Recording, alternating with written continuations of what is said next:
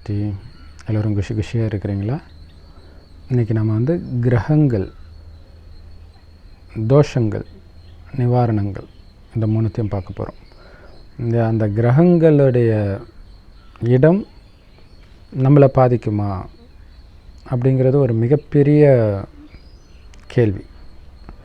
ஏன்னா கடவுள் நம்பிக்கை இல்லாதவங்களுக்கு கூட பார்த்திங்கன்னா இந்த ஜோசியம், இந்த கிரகங்கள், செவ்வாய் தோஷம், பித்ருதோஷம், மாங்கல்ய தோஷம் இதிலெல்லாம் அடிப்பட்டதுக்கப்புறம் நம்பிக்கை வருது. அதுக்கு முன்னாடி வராமல் இருந்தால் கூட திரும்ப திரும்ப அந்த தோஷம் வந்தால் என்ன ஆகுமோ, அது நடக்கும்போது ஒருவேளை ஏதாவது இருக்குமோ அப்படின்னு ஜோசியத்தை பார்க்கும்போது நிஜமாலே அதில் இருக்கும்போது டக்குன்னு நம்பிக்கையும் வந்துடுது. ஸோ இது என்ன, நவகிரகங்கள் நம்மளுடைய வாழ்க்கையில் விளையாடுதா? அந்த கிரகங்களின் ஆதிக்கம் நம்ம வாழ்க்கையில் நம்மளுடைய வெற்றி தோல்வியை நிர்ணயிக்குதா அப்படிங்கிறத பார்க்க போகிறோம். ஸோ இதில் ஒரு முக்கியமான விஷயம் பார்க்கணும். என்னென்னா வேதங்களில் வந்து நதிகளுடைய பேர், கிரகங்களுடைய பேர், சூரியன், சந்திரன், இதுமாரி எல்லா பேரும் இருக்கும். அப்போ நம்ம படிக்கும்போது என்ன நினைப்போம்னா, ஸோ அதெல்லாம் ஒரு கடவுள் அல்லது அதெல்லாம் ஒரு தேவதை அப்படி நினச்சிக்கிறோம். ஆனால் முஸ்லீம், அதாவது அரபு மொழியில் பார்த்திங்கன்னா ரிவர்ஸில் எழுதுவாங்க. இல்லை நம்மெல்லாம் இப்படி எழுதுவோம், அவங்க இப்படி எழுதிட்டு வருவாங்க. ஸோ அந்த மாதிரி நம்ம எதை புரிஞ்சுக்கிறோமோ அதை அப்படியே ரிவர்ஸில் போட்டிங்கன்னா அதில் உண்மை இருக்கும். அது என்ன அப்படின்னா,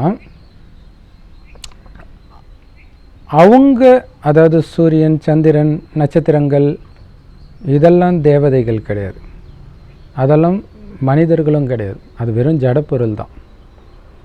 மனிதர்களுக்கு வைத்த பெயர் அது. அதேமாதிரி கங்கை, இந்த மாதிரி நதி பேர் இதெல்லாமே மனிதர்களுக்கு வச்ச பேர். மனிதர்களுடைய பேரை தூக்கி கங்கைக்கோ மற்றதுக்கோ வச்சிருக்கலாமே தவிர, அதையே அந்த கங்கையே ஒரு பெண்ணாக நினைத்தாங்க, சூரியனையே ஒரு கடவுளாக நினச்சாங்க அப்படிங்கிறது உண்மை கிடையாது. ஸோ அப்படி உண்மைன்னு நினச்சிட்டு இருக்கிறதுனால தான் மற்ற மதத்துக்காரங்க வந்து இந்துக்களை பார்த்து சிரிக்கிறாங்க.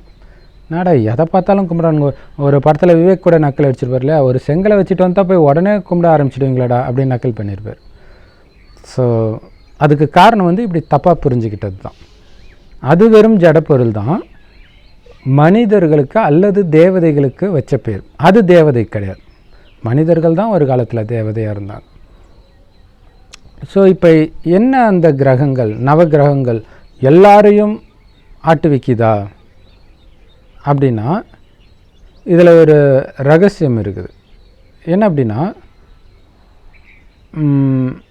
ரெஃபரன்ஸ் பாயிண்ட் அப்படின்னு சயின்ஸில் சொல்லுவாங்க இல்லையா, அது மாதிரி ஒரு ரெஃபரன்ஸ் பாயிண்ட்டாக அந்த கிரகங்களை வைக்கலாம்.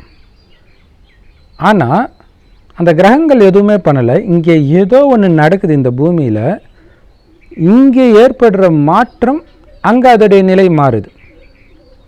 நாம் இங்கே ஏற்படுற மாற்றம் தெரியாமல் அந்த நிலையை வச்சு இங்கே கணிக்க முற்படுறோம். அது பெரும்பாலும் ரைட்டாகவும் இருக்குது.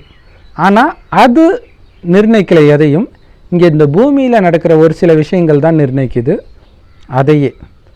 அப்போ அது என்ன நிர்ணயிக்குது அப்படின்னா, மனிதர்களுடைய குணங்கள் நிர்ணயிக்குது. ஸோ இப்போ மனிதர்கள், அதாவது ஒரு சில தோஷங்கள் பார்த்திங்கன்னா ஒரு குறிப்பிட்ட வயசு வரைக்கும் அவன் ஒரு மந்த நிலையிலே இருப்பான். அவனுக்கு படிக்கணும்னு தோணாது, வேலைக்கு போகணுன்னு தோணாது, சம்பாதிக்கணுன்ற ஒரு இதே இருக்காது. திடீர்னு பார்த்திங்கன்னா ஒரு டைமில் பார்த்திங்கன்னா திடீர்னு அவன் பயங்கர சக்ஸஸ் ஆவான். அப்போ பார்த்திங்கன்னா உழைச்சா சக்ஸஸ் ஆவாங்க, அது எல்லாருக்கும் தெரியும். ஆனால் அந்த உழைக்கணுன்ற எண்ணமே அவனுக்கு வராது. அது வரைக்கும் திடீர்னு அந்த எண்ணம் வரும், கடன்னு போயிடும். ஸோ அந்த எண்ணம் வர வைக்கிறது தான் இந்த கிரகங்களுடைய தாக்கம் அப்படின்னு சொல்கிறாங்க. ஸோ இது உண்மை தான். அதாவது என்னென்னா, உழைச்சா அதுக்கான ஊதியம் கண்டிப்பாக உண்டு, ஆனால் உழைக்கணுன்ற எண்ணம் வரணுமே. இப்போ அதேமாதிரி இன்னொரு விஷயமும் சொல்லலாம். நிறைய வைத்தியம் இருக்குது இல்லையா, ஹோமியோபதி, அலோபதி, என்னென்னமோபதி வந்துச்சு, நேச்சுரோபதி, அது இதுன்ட்டு. நமக்கு ஒரு நோய், நாள்பட்ட நோய் இருக்கும், நமக்கு ஒரு வைத்தியத்து மேலே ஏதோ காரணத்தினால பிடிக்காது. அது என்ன வேணாலும் இருக்கலாம், அக்குபஞ்சராக இருக்கலாம் அல்லது அலோபதியாக இருக்கலாம், ஏதோ ஒன்று. அதை மட்டும் நம்ம ஏற்றுக்கவே மாட்டோம். அதுக்கு பதில் ஏதாவது டிவியில் சொல்கிறத வச்சு ட்ரை பண்ணிக்கிட்டே இருப்போம், எந்த இம்ப்ரூவ்மெண்ட்டும் இருக்காது, இருந்தாலும் அதான் பண்ணிகிட்ருப்போம். இல்லை நீங்கள் அது போகலாம், இல்லை அதெல்லாம் சைடு எஃபெக்ட், அதெல்லாம் ஏமாற்றுது, ட்ரையே பண்ணாமலே சொல்லிக்கிட்டே இருப்போம். இப்போ ஒரு டைமில் சரி ட்ரை பண்ணி தான் பார்ப்போமே, டக்குன்னு சரியாயிடும், ட்ரை பண்ணோடனே சரியாயிடும். அப்போ அந்த கரெக்டான சொல்யூஷனை உங்களை தொட விட மாட்டேங்குது பாருங்கள், அதுதான் கிரகங்களின் தாக்கம். அதே மாதிரி ஆன்மீகத்தில் எடுத்துக்கிட்டிங்கன்னா ஒரு உண்மை, இப்போ நம்ம ராஜயோகம் சொல்கிறோம் இல்லையா, இதை சொல்லிக்கிட்டே இருக்கிறோம். ஒரு சிலர் பார்த்திங்கன்னா வாதம் பண்ணிக்கிட்டே இருப்பாங்க, இந்துக்களும் சரி மற்ற மதத்தினரும் சரி வாதம் பண்ணுவாங்க, இதெல்லாம் எப்படி, இதெல்லாம் சாஸ்திரத்தில் இல்லையே வாதம் பண்ணிக்கிட்டே இருப்பாங்க, மாதக்கணக்காக சில சமயம் வருஷக்கணக்காக கூட.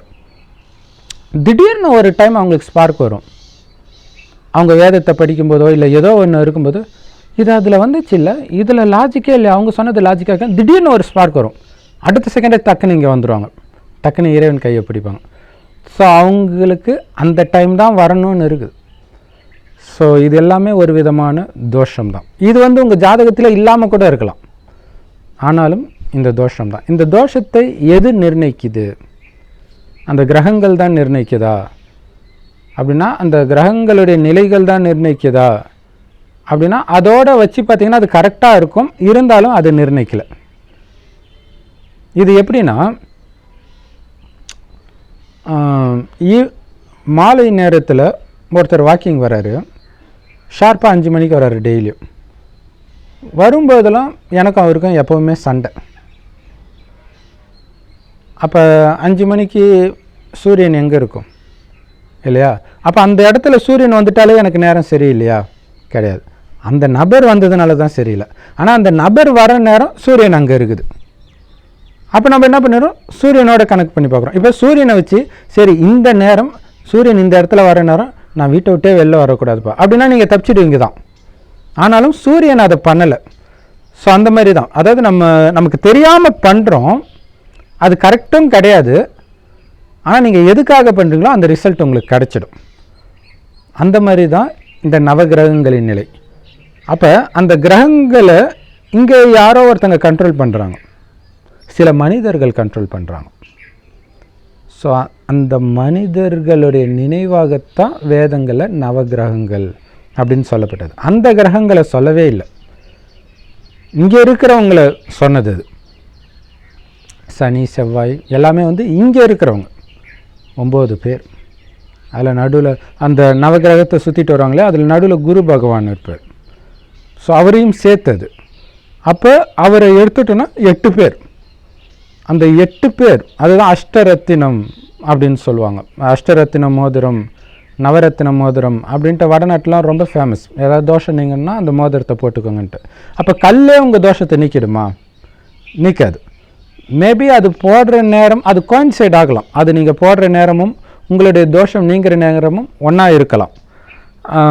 ஆனால் அந்த கல் எதையுமே உங்களுக்கு எதுவுமே பண்ணுறது கிடையாது. சரி, இப்போ இந்த நவகிரகங்கள் யார் அப்படின்னு பார்க்க போகிறோம். இவங்க எல்லாரும் நம்பிட்டு இருக்கிற மாதிரி இந்த உலகத்தில் உள்ள அத்தனை பேரையும் அடக்கி ஆள்றாங்களா அப்படின்னா ஆமாம், அடக்கி ஆள்றாங்க. ஆனால் இது அவங்களுக்கே தெரியாது. அவங்க தான் அடக்கி ஆள்றாங்க, ஆனால் நம்ம தான் அடக்கி ஆள்றோன்னு அவங்களுக்கே தெரியாது. இதுதான் ஆச்சரியம். அவங்க தான் அந்த நவகிரகங்கள். அவங்களுடைய குணம் எதுவோ அதுதான் உலகத்துடைய குணமாக இருக்கும். உலகத்துடைய குணமே, ஏன் யுகத்துடைய குணமே அப்படி இருக்கும். ஒரு திருவிளையாடலில் பாட்டு வரும் இல்லையா, நான் அசைந்தால் அசையும் அகிலம் எல்லாம். எல்லாரும் அது இறைவனை குறிக்கிறதுன்னு நினைக்கிறாங்க. கிடையாது, இந்த நவகிரகங்களை குறிக்கிறது. இந்த 8 பேர் அஷ்டரத்தினம் சொல்கிறீங்களா, இந்த 8 பேர் அசைந்தால் இந்த உலகமே அசையும். ஸோ இதோடைய உதாரணம் பார்த்திங்கன்னா, முருகனுடைய வாழ்க்கை வரலாறில் ஒரு டைம் பார்வதி தேவிக்கு இன்னொரு குழந்தை வேணும் அப்படிங்கிற எண்ணம் வரும். அப்போ அவங்களுக்குள்ள அந்த தாய்மை உணர்வு மேலோங்குது. அந்த நேரம் பார்த்திங்கன்னா சுற்றி எல்லாமே சம ஸ்பீடாக இனவிருத்தி நடக்கும், பயங்கர பசுமையாக இருக்கும், அப்படி ஆகும். அப்போ அவங்க ஒருத்தருடைய குணம் ஒட்டுமொத்த சிருஷ்டியையும் பாதிக்குது. ஸோ அப்போ நவரத்தினத்தில் அவங்களும் ஒருத்தங்க. ஸோ அந்த மாதிரி தான் இந்த நவகிரகங்கள். இவங்க அந்த நவகிரகங்களை நாம் பல ரூபத்தில் கும்பிடுறோம். வெறும் நவகிரகங்களாக மட்டும் கும்பிடலை. அதுவும் நமக்கு வெறும் நவகிரகம் மட்டும்தான் தெரியும், அவங்களே தான் பல ரூபத்தில் கும்பிடுறோம். இன்னும் கேட்டிங்கன்னா நீங்கள் கும்பிடுற எல்லாமே பார்த்திங்கன்னா அந்த நவகிரகமாக தான் இருக்கும். அவங்க வெவ்வேறு ரூபம் எடுப்பாங்க. அந்த வெவ்வேறு ரூபத்தை வெவ்வேறு மதத்துக்காரங்க வெவ்வேறு நேரத்தில் கும்பிட்டுருக்குறாங்க. ஆனால் எல்லா மதத்துக்காரங்களுமே பார்த்திங்கன்னா அந்த நவகிரகங்களை தான் கும்பிட்றாங்க. அது அவங்களுக்கே தெரியாது. சரி, இப்போ யார் அந்த நவகிரகங்கள் அப்படின்னு பார்க்க போகிறோம். அதாவது நம்ம தலையெழுத்தை பிரம்மா எழுதுறாருன்றோம் இல்லையா, அவர் ஒரு நவகிரகத்தில் அவரும் ஒருத்தர். ஸோ அப்போ அவர் நிர்ணயிக்கிறார், ஒட்டுமொத்த உலகத்தையும் நிர்ணயிக்கிறார். ஆனால் அவர் தான் நிர்ணயிக்கிறாருன்னு அவருக்கே தெரியாது. இன்னும் கரெக்டாக சொல்லணுன்னா அந்த பிரம்மா ஒரு முக்கியமான கிரகம்னு சொல்லலாம். ஒட்டுமொத்த உலகத்தையும் இயக்கிற ஒரு கிரகம், ஆனால் கடவுள் கிடையாது. சரி, ஸோ இந்த நவகிரகங்கள் பற்றி நீங்கள் தெரிஞ்சுக்கணும் அப்படின்னா இறைவனுடைய ஞானத்தை ஷார்ட்டாவது புரிஞ்சிக்கும்போது தான் உங்களுக்கு புரியும். இந்த உலகம் 5000 வருட காலச்சக்கரத்தினால இயங்குது. அதில் முதல் 2000 வருஷம் சொர்க்கமாகும், அடுத்த 2000 வருஷம் நரகமாகும். இதே பூமி மாறும். சொர்க்கம் முடிஞ்சால் நரகம் வரும், நரகம் முடிஞ்சால் சொர்க்கம் வரும். இரவு முடிஞ்சால் பகல், பகல் முடிஞ்சால் இரவு. சுற்றிக்கிட்டே இருக்கும் இல்லையா, அதேமாதிரி இதுவும் சுற்றிக்கிட்டே இருக்கும். இந்த காலச்சக்கரம் தான் மகாவிஷ்ணு கையில் இருக்கிற சக்கரம், சுவதர்ஷன சக்கரம். சரி, இந்த சக்கரத்தை பற்றிய ரகசியத்தை இறைவன் தான் சொல்கிறார். இந்த 5000 வருடம் முடியும் போது கலியுகத்தின் கடைசி 100 வருஷம் சொல்கிறார். அப்போ அது வரைக்கும் இறைவன் எங்கே இருக்கிறாருன்னா இங்கே இருக்கிறார். இது ஆக்சுவலாக செம்பொன் நிறமான உலகம், பரந்தாமம் அப்படின்னு சொல்லுவோம். கிறிஸ்தவர்கள் இதை தான் பரலோகம்னு சொல்கிறாங்க. இங்கே தான் இறைவன் இருக்கிறார். அவருடைய பேர் சிவன். அவரை தான் முஸ்லீம்கள் அல்லான்றாங்க, கிறிஸ்தவர்கள் பரமபிதான்றாங்க. மற்றபடி தாயின் கர்ப்பத்தில் பிறக்கிற யாருமே கடவுள் கிடையாது, கடவுள் ஒருத்தர் தான்.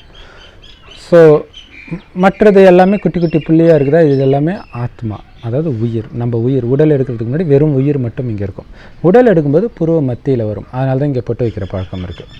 ஸோ ஆத்மா முதலாக இந்த பூமிக்கு வரும்போது இந்த பூமி சொர்க்கமாக இருக்கும். அங்கே நாம் தேவதையாக பிறப்போம். அங்கே நீங்கள் எது நினச்சாலும் நடக்கும். மழை பெய்யினா பெய்யும், நெல் நினைக்கும். எப்படி அந்த சக்தி உங்கள் எண்ணங்களுக்கு கிடைக்குதுன்னா, உங்கள் எண்ணத்தின் சக்தியை குடிக்கிற காமம், கோபம், பற்று, பேராசை, அகங்காரம் இது சுத்தமாக அங்கே இருக்காது. அப்படின்னா என்னென்ன யாருக்கும் தெரியாது. காமம்னா என்னன்னு தெரியாது, கோபம்னா என்னன்னு தெரியாது, அப்படி இருப்பாங்க. காரணம் என்னென்னா, உடலில் உயிர் இருக்கும். அந்த உயிர் தான் நாம் என்ற உணர்வு அவங்களுக்கு இருக்கும். உடல் நாம் கிடையாது அப்படின்னு அவங்களுக்கு தெளிவாக தெரியும். அழியக்கூடிய உடல் நான் கிடையாது, நான் நினைக்கிறத செய்கிறதுக்கு எனக்கு கொடுக்கப்பட்ட கருவி இந்த உடல், அவ்வளோதான் உடலுக்கும் எனக்கு சம்மந்தம். மற்றபடி உடல் நான் கிடையாது அப்படின்ற உணர்வில் இருப்பாங்க. எதிர்ப்பால் அன்பர்களை பார்க்கும்போது கூட அவங்களும் ஒரு சின்ன ஆத்மா, சின்ன நட்சத்திரம் மாதிரி பூர்வ மத்தியில் இருக்கிறாங்க அப்படின்ட்டு அந்த ஆத்மாவில் தான் கவனம் இருக்குமே தவிர, எவ்வளோ அழகாக இருந்தாலும் உடல் கவர்ச்சியில் அவங்க மயங்க மாட்டாங்க. அதனால தான் அவங்களுக்கு அந்த சக்தி இருக்கும்.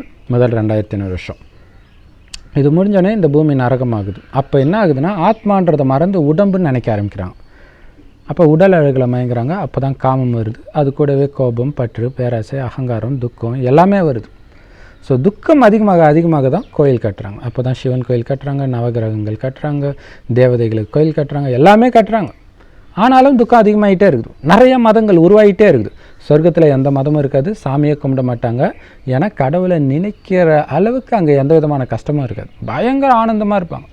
சிங்கமும் பசுவும் ஒன்றா தண்ணி குடிக்கும். சிங்கத்து கூட இன்னொரு விலங்கு சாப்பிட்ணுன்ற எண்ணம் இருக்காது. ஆனால் இங்கே மனிதன் என்ன பண்ணுறான், மனுஷனை தவிர எல்லாத்தையும் சாப்பிட்றான்.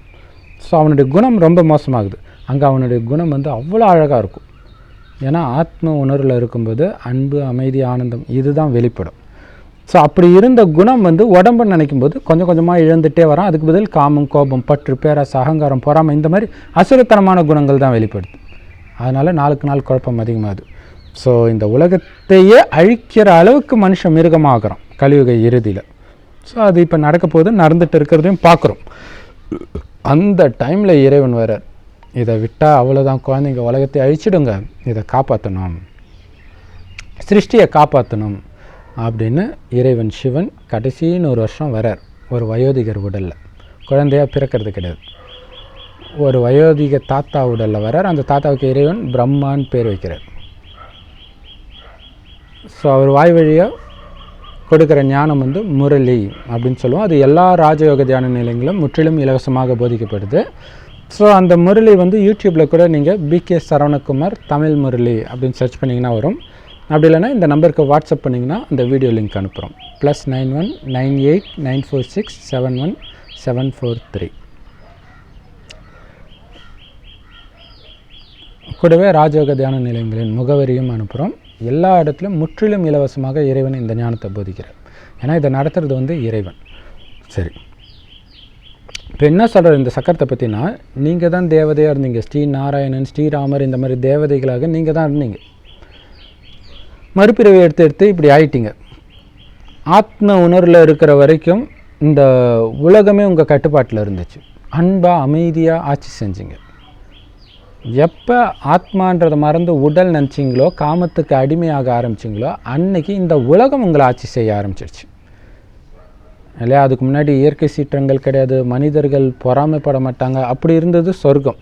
அதனால தான் அது பேரே சொர்க்கம். இங்கே எதுக்கு எடுத்தாலும் பொறாமை, ஒன்றும் இல்லாதவனை பார்த்தெல்லாம் கூட பொறாமைப்படுற மாதிரி ஆயிடுச்சு இல்லையா? சரி, அதான் நம்ம பார்ப்போமே, பணக்காரங்க படத்தில் கூட காட்டுவாங்க இல்லையா? பணக்காரங்களாக இருப்பாங்க, ஏழை உட்காந்து அவங்க அம்மா சோறு ஊட்டுவாங்க. சரி, எனக்கு இந்த மாதிரி அம்மா இல்லையே அப்படின்னும் இல்லையா? எல்லாம் இருக்கிறவங்க கூட ஒன்றும் இல்லாதவங்களை பார்த்து கூட பொறாமைப்படுற மாதிரி ஒரு உலகம் தான் கலியுகம் அல்லது நரகம். ஸோ இப்போ மீண்டும் சொர்க்கத்துக்கு போகணும். மனிதர்களுக்குள்ளே சுயநலம் அதிகமாகிடுச்சு. காசுக்காக எதை வேணாலும் பண்ணுறாங்க, சாப்பாட்டில் கூட கலப்படும் இல்லையா? ஸோ அப்போ இறைவன் வர்றார். என்ன சொல்கிறாருன்னா, இப்போ இந்த ஞானத்தை இறைவன் கொடுத்தாலும் எல்லாரும் ஏற்றுக்க மாட்டாங்க. யார் தேவதையாக இருந்து மறுபிறவி எடுத்து வந்தாங்களோ அவங்க தான் ஏற்றுக்குவாங்க. இப்போ தேவதைன்ற தர்மம் இல்லை, அது இந்து தர்மம் ஆயிடுச்சு. கூடவே கிறிஸ்டின், முஸ்லீம் எல்லா தர்மத்துக்கும் அவங்க பிரிஞ்சு போயிருப்பாங்க, மதம் மாறி போயிருப்பாங்க. ஸோ இந்த ஞானம் கேட்டோன்னே இதுதான் உண்மைன்னு அந்த ஆத்மாவுக்கு தான் ஏந்திரிச்சு வரும். ஸோ 33 கோடி தேவதைகள் தான், ஆனால் இன்றைக்கி 1000 கோடி மக்கள் தொகை. அப்போ எல்லோரும் வரமாட்டாங்க இல்லையா? ஸோ அதுக்காக எல்லோரும் திருந்தணும்னு விட்டால் உலகம் கடைசி வரைக்கும் திருந்தது. அதனால தான் உலக அழிவு ஏற்படுது. அந்த டைம் என்ன ஆகுனா, எல்லா ஆத்மாவும் உடலை விட்டு பிரிஞ்சு மேலே போயிடும். அப்போ இறை செயலால் இந்த பூமி சொர்க்கமாக்கப்படும். அப்போ இறைவன் கொடுத்த ஞானத்தின் படி காமம் கோபத்தை முற்றிலும் வென்று உடல் உணர்வு சுத்தமாக மறந்து ஆத்ம உணர்வில், நான் ஆத்மான்ற உணர்வில் யார் நிலைச்சிருக்கிறாங்களோ அவங்க தான் சொர்க்கத்தில் பிறவி எடுப்பாங்க. ஸோ சொர்க்கத்தில் பிறவி எடுக்கிறவங்களையும் பார்த்திங்கன்னா வரிசைக்கிரமாக இருக்கும். எல்லாருமே அப்படியே பக்காவாக இருக்க மாட்டாங்க. இந்த கடைசி 100 வருஷம் இறைவன் கொடுக்குற ப்ராக்டிஸ் வந்து பக்காவாக யார் பண்ணி ஃபஸ்ட் ரேங்க் வராரோ அவர் தான் ஸ்ரீ நாராயணனாக பிறப்பாங்க. சரி, இறைவன் ஒரு வயோதிக தாத்தா உடம்புல வந்து இந்த ஞானத்தை கொடுக்குறாருன்னு இல்லையா? அந்த தாத்தாவுக்கு இறைவன் பிரம்மான்னு பேர் வைக்கிறார். இந்த பிரம்மா தான் அங்கே ஸ்ரீகிருஷ்ணராக பிறப்பார். ஸோ அதுதான் நீங்கள் நிறையா ஃபோட்டோ பார்க்கலாம். மகாவிஷ்ணு படுத்துட்டு இருப்பார், அவர் தொப்புலேருந்து தாமரை கொடி வரும், அந்த தாமரை கொடி மேலே, தாமரை மலர் மேலே பிரம்மா உட்காந்துட்ருப்பார். அப்படின்னு என்ன அர்த்தம்? அந்த பிரம்மா தான் ஸ்ரீகிருஷ்ணராக பிறக்கிறார். அல்லது இதே ஸ்ரீகிருஷ்ணர் தான் மீண்டும் பிரம்மாவாக மாறார் 5000 வருஷம் கழிச்சு. ஏன்னா இதோடைய ஆயுள் 5000 வருஷம். இன்னொரு சிறப்பம்சம், இந்த 5000 வருஷத்துடைய சிறப்பம்சம் என்னென்னா, இதில் என்ன நடக்குதோ அதே தான் திரும்ப திரும்ப நடக்கும். அப்படின்னா 5000 வருஷம் முன்னாடி இதே நாள், இதே நேரம், இதே வீடியோவை நீங்கள் பார்த்துருந்தா தான் இப்போவும் பார்ப்பீங்க. அந்தளவுக்கு துல்லியமாக. அப்போ நம்ம தான் தேவதையாக இருந்தோம்னு தெரிஞ்சு போச்சு. ஏன்னா இந்த ஞானம் புரிஞ்சிடுச்சு, பிடிச்சிருச்சு. ஸோ கண்டிப்பாக நம்ம தேவதையாக தான் இருப்போம். அப்போ அதுக்கான முயற்சி பண்ணணும் இல்லையா? ஸோ அது நிறைய பேர் கேட்பாங்க, அதை தான் நம்ம தான் ஆக போகிறோன்னு தெரிஞ்சிச்சு, அப்புறம் எதுக்கு முயற்சி பண்ணணும் அப்படின்வாங்க. அதாவது அந்த தண்ணியை 5000 வருஷம் முன்னாடி இந்நேரம் நீங்கள் குடிக்கிறீங்க, இன்னும் ஒரு 5 நிமிஷத்தை நீங்கள் குடிச்சிடுறீங்க, அதான் பதிவாக இருக்குது. நான் எதுக்கு போகணுன்னா, நீங்கள் குடிக்கிறீங்கனாலே போய் குடிச்சிங்கன்னு தான் அர்த்தம் இல்லையா? அப்போ நீங்கள் நாராயணன் ஆகிறீங்கனாலே முயற்சி பண்ணி ஆகிட்டீங்கன்னு தான் அர்த்தம். அப்போ முயற்சி பண்ணுறதும் நாடகத்தில் பதிவாக இருக்குது. நான் தான் இந்த நாராயணன்னு முயற்சி பண்ணணும். சரி, என்ன முயற்சி பண்ணணும்? ஒன்றுமே கிடையாது. நான் அழியக்கூடிய உடல்ன்றதை மறந்து நான் அழிவற்ற ஆத்மா, பூர்வமத்தியில் நட்சத்திரம் மாதிரி ஜொலிக்கிறேன் அப்படின்ற உணர்வை எழுப்பிக்கிட்டே இருக்கணும். அந்த ஞாபகப்படுத்திக்கிட்டே இருக்கணும், நான் ஆத்மா, நான் ஆத்மா, நான் ஆத்மா. இது தான் பக்தியில் ஓம் ஓம்னு சொல்கிறது. ஓம்னாலே நான் ஆத்மான்னு தான் அர்த்தம், வேறு ஒன்றுமே கிடையாது. நான் ஆத்மா சக்தி இழந்துட்டேன், காமத்தை வெல்லக்கூடிய கோபத்தை வெல்லக்கூடிய சக்தி இழந்துட்டேன், தூய்மையாக இருக்கக்கூடிய அமைதியாக இருக்கக்கூடிய சக்தி இழந்துட்டேன். அதெல்லாம் இருந்துச்சு சொர்க்கத்தில், இப்போ இழந்துட்டேன். ஸோ மீண்டும் அந்த சக்தியை அடையணும்னா அந்த சக்திகளில் எப்போவுமே நிரம்பி இருக்கிற ஒரே ஒருத்தர் கடவுள் சிவன் மட்டும்தான். ஏன்னா அவர் பிறப்பிறப்பு சக்கரத்திலே வரல, அதனால தான் அவர் பேரே காமத் அக்னீஸ்வரர். ஸோ அவரை நினச்சிட்டே இருக்கணும். அவரும் நட்சத்திரம் மாதிரி தான் இருக்கார், அவரும் ஒரு ஆத்மா தான், அதனால தான் அவரை பரமாத்மான்னு சொல்கிறோம். அவர் எல்லா ஆத்மாவுக்கும் அப்பா இல்லையா? ஏன்னா எல்லா ஆத்மாவுக்கும் தன்னை மாதிரியே தூய்மையாக்கி சொர்க்கத்தை பரிசாக கொடுக்குறார், ஆஸ்தியாக கொடுக்குறாரு. அப்போனா குழந்தைக்கு ஆஸ்தி கொடுக்கணும் இல்லையா? சரி, அப்போ என்ன பண்ணால் இறைவனை நினைக்கணும், நட்சத்திரம் மாதிரி நினச்சிக்கிட்டே இருக்கணும், நினைக்க இந்த இடம் துடிக்கும். அப்போ என்ன ஆகுதுன்னா அவர்கிட்ட அந்த சக்தி வருது. வர வர நம்ம ஆத்மாவில் பதிவாக இருக்கிற அந்த காமம், கோபம், பற்று, பேராசை, அகங்காரம், இது சம்மந்தப்பட்ட எண்ணங்கள் முற்றிலும் எரிக்கப்படும். இறைவனுக்கு சமமாக தூய்மையாகிடுவீங்க. ஆக அப்படி ஒரு ஆனந்தமாக இருக்கும், எதுவுமே இல்லாமலே இல்லையா? இப்போல்லாம் டிவி பார்த்தா தான் சந்தோஷம், தண்ணி அடித்தா தான் சந்தோஷம், காமத்தில் விழுந்தால் தான் சந்தோஷம். ஆனால் அது எல்லாமே ஒரு வினாடி சந்தோஷம். ஆனால் இது இறைவனை நீங்கள் எவ்வளோ நேரம் நினைச்சாலும் அந்த சந்தோஷம் அப்படியே இருந்துக்கிட்டே இருக்கும். உடலால் அனுபவிக்கிற சந்தோஷம் கிடையாது, கர்மேந்திரியங்கள்னால் அனுபவிக்கிற சந்தோஷம் கிடையாது. கர்மேந்திரியங்களால், அதாவது கர்மேந்திரனா 5 புலன்கள், கர்மேந்திரியங்கள்னால் அனுபவிக்கிற சந்தோஷத்துக்கு பேர் இந்திரிய சுகம். இது கர்மேந்திரங்களுக்கு அப்பாற்பட்ட சுகம், புத்தியினால் அனுபவிக்கிற சுகம். இதுக்கு பேர் அதீந்திரிய சுகம். இந்த சுகத்திலேயே மூழ்கி உங்களுடைய பல ஜென்மத்து பாவம், ஏன்னா நரகத்தில் நிறைய பாவம் பண்ணிட்டோம், காமம், கோபம், பற்று, பேராசை, அகங்காரத்தில் உந்தப்பட்டு. ஸோ அதை ஃபுல்லாக எரிக்கிறோம். அதுக்கு இறைவனை நிரந்தரமாக நினைங்க, உங்களை ஆத்மான்ற உணர்வில் நிலைச்சிருந்து இறைவனை நினைங்கன்றார்.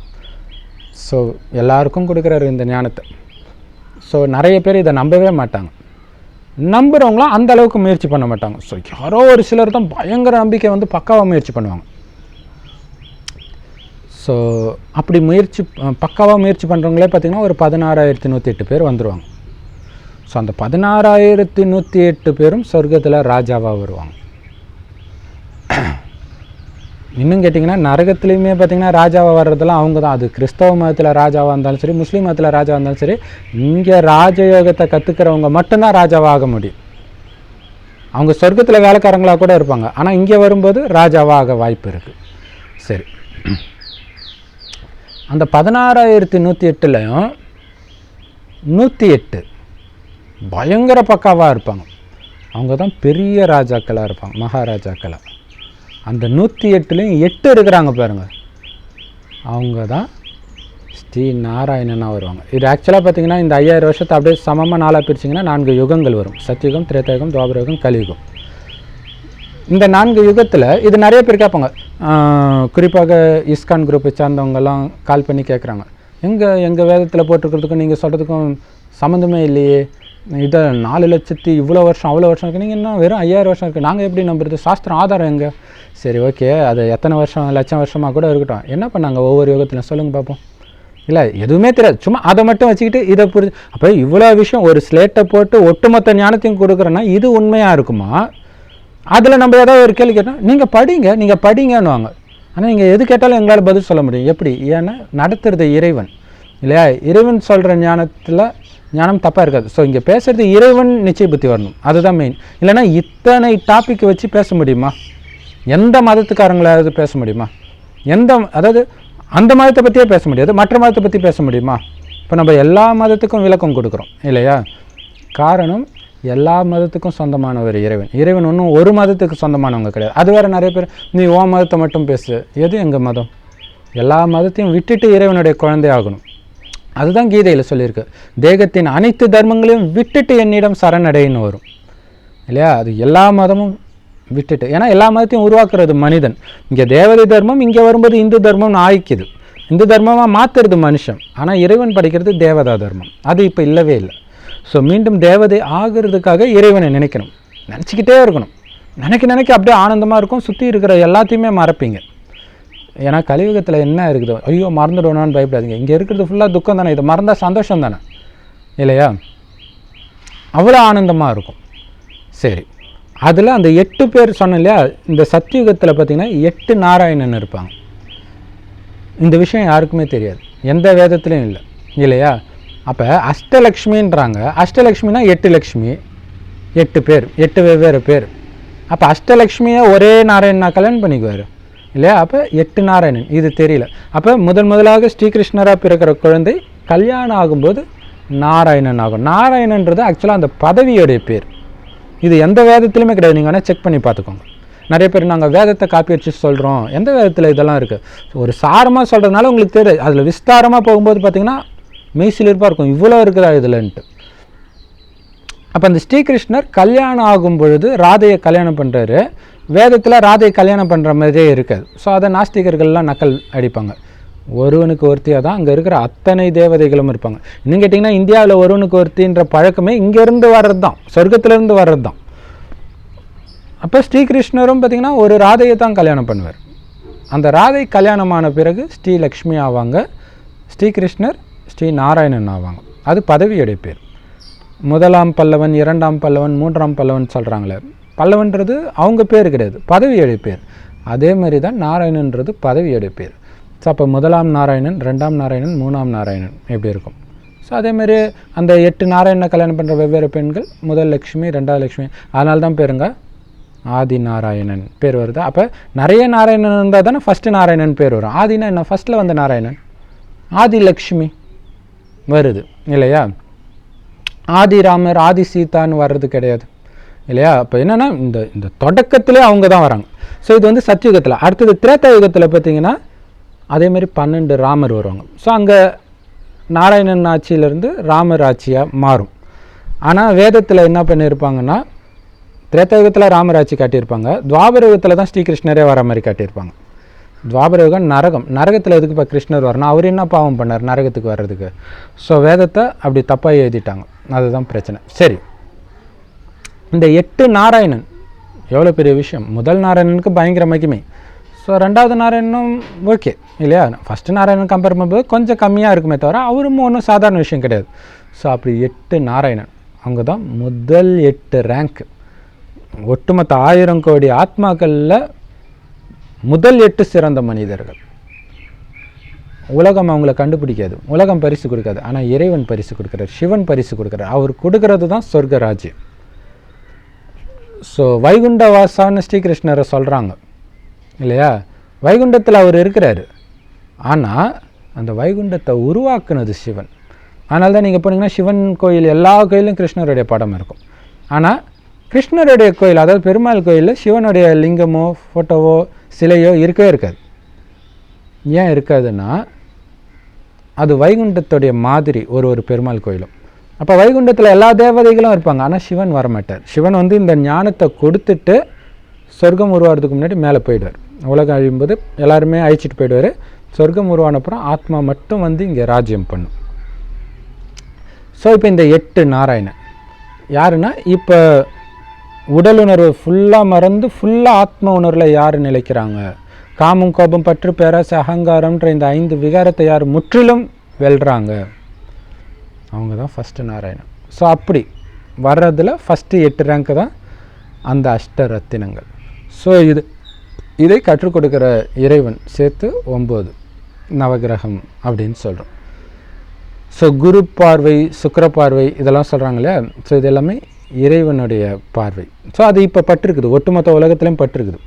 இருந்தாலும் நான் எப்படி நம்புறதுன்னு போனால் உங்களுக்கு அதிர்ஷ்டம் இல்லைன்னு சொல்ல முடியும், வேறு என்ன பண்ண முடியும் இல்லையா? சரி, இந்த 8 பேர் எப்படி எல்லாத்தையும் எல்லா கிரகத்தையும் அடக்கி ஆள்றாங்க அப்படின்னா, அந்த 8 பேர்லேயும் நான் ஃபஸ்ட்டு ஆளை எடுத்துக்கிறேன், ஸ்ரீகிருஷ்ணர். அதாவது இப்போ பிரம்மாவாக இருக்கிறவர்.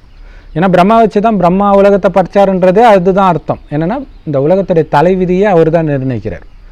இப்போ பாருங்கள், ஒரு வயோதிகர் உடம்பில் சிவன் வரார், வந்து அவருக்கு பிரம்மான்னு பேர் வைக்கிறார். ஆனால் அந்த பிரம்மாவுடைய ஆத்மா தான் ஆரம்பத்தில் ஸ்ரீகிருஷ்ணராக இருந்தது. சத்தியுகத்தில் ஸ்ரீகிருஷ்ண ஆத்மாவுடைய கடைசி பிறவியில் தான் பிரம்மாவாக இருக்கார். அப்போ பாருங்களேன், எப்போ சிவன் அவர் உடலில் வர்றாரோ அப்போ அவருடைய பேர் பிரம்மாவாகுது. ஸோ முதல்ல பிரம்மாவை படைக்கிறார் சிவன். ஸோ இந்த பிரம்மாவை தான் கிறிஸ்தவ மதத்தில் ஆதாம்னுவாங்க. முதல்ல ஆதாமை படைக்கிறார் அப்படின்னு சொல்லுவாங்க. ஆதாம் மூலமாக ஏவாளை படைக்கிறார் இல்லையா? ஆதாம் விலா எலும்பை உடச்சி படைக்கிறாருன்றாங்களே. அப்படின்னு என்ன அர்த்தம்னா, பிரம்மாவுடைய வாய் வழியாக இந்த ஞானத்தை கேட்டு யார் பக்காவாக பிரம்மாவுக்கு ஈக்குவலாக ஆகுறாங்களோ அவங்க தான் சரஸ்வதி. ஸோ இது வந்து ஞானத்தின் மூலமாக பிறக்கிறது, கர்ப்பத்தின் மூலமாக பிறக்கிறது கிடையாது.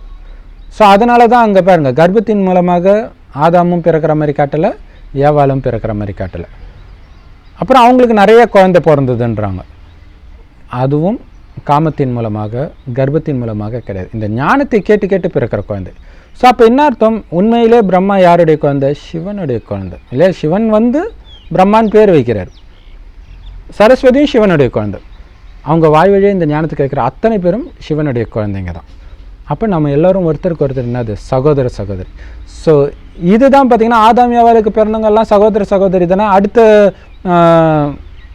அது பேர் என்னது, அடுத்த தலைமுறை எப்படி வந்திருக்கும், இனவிருத்தி எப்படி ஆகியிருக்கும் அப்படின்னு கேட்டால் அவங்க முழிப்பாங்க. அவங்களுக்கு தெரியல இது வந்து இப்போ நடக்குது, இது ஆன்மீக விஷயம்.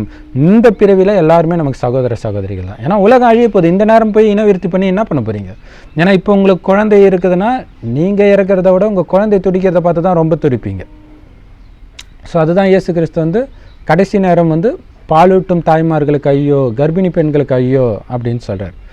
ஸோ அப்படி எந்த உறவும் இல்லாமல் நான் ஆத்மா, என் தந்தை பரமாத்மா, அவர் ஒருவருடைய நினைவில் இருக்கும்போது அது மாதிரி கஷ்டம் நம்மக்கிட்ட நெருங்காது. உலகம் அழிய வேண்டிய நேரத்துக்கு முன்னாடியே நம்மளுடைய ஆத்மா டக்குன்னு மேலே போயிடும், எந்த கஷ்டத்தையும் அனுபவிக்காமல். மற்றபடி உடலை விட்டு எல்லா ஆத்மாவும் பிரிஞ்சு தான் ஆகணும். சரி, இப்போ அந்த பிரம்மா சிவன் எப்போ அவர் உடலில் வர்றாரோ அப்போ பிரம்மாவாயிடுறார். ஸோ இந்த கடைசி 100 வருஷம் சங்கம் யுகம்னு, அதாவது இறைவனும் குழந்தைகளும் சந்திக்கிற யுகம். அப்போ பிரம்மா உடலில் சிவன் வந்த உடனே இது சங்கம யுகம் ஆகிடுது. ஸோ இந்த பிரம்மா தான் பக்காவாக முயற்சி பண்ணுறார், ஸ்ரீகிருஷ்ணர் ஆகிறார்.